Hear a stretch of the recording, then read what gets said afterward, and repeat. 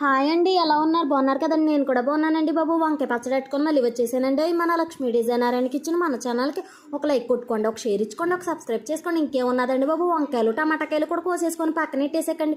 పొయ్యి మీద కడగెట్టేసి తగినంత నూనె అండి, పచ్చిమిర్చి వంకాయ ముక్కలు వేసి మగ్గనిచ్చేసేకండి. టమాటాకాయల ముక్కలు కూడా వేసి మగ్గనిచ్చేసారు అనుకోండి, అయ్యి బాబాయ్ భలే ఉంటుందండి. ఇంకేముందండి బాబు, పొయ్యి మీద కడగెట్టేసుకొని పల్లీలు కూడా వేసేసి మగ్గనిచ్చేయడమేనండి. ఇంకా అప్పుడప్పుడు తిప్పుతూ ఉండండి, మాడిపోతుంది. మళ్ళీ చిన్న మంట మీద మగ్గనిచ్చి ఈ గిర్ర తిప్పడంలోనే పల్లీలన్నీ ఎగిపోయినాయండి. ఇంకా కరివేపాకు కూడా వేసి మగ్గనిచ్చేసామనుకోండి, విడివిడిగా మిక్సీ పడితే ఉంటుందండి. అయ్యి బాబాయ్ భలేగా ఉంటుందండి. ఇంకా గుంటూరు వంకాయ పచ్చడి రెడీ అయిపోయినట్టేనండి.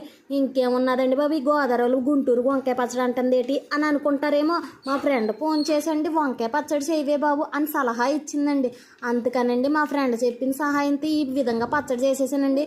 తింటే మాత్రం భలేగా ఉన్నదండి. మీరు కూడా తప్పకుండా ట్రై చేయండి. మళ్ళీ వీడియోలో మళ్ళీ కలుద్దాం. బాయ్.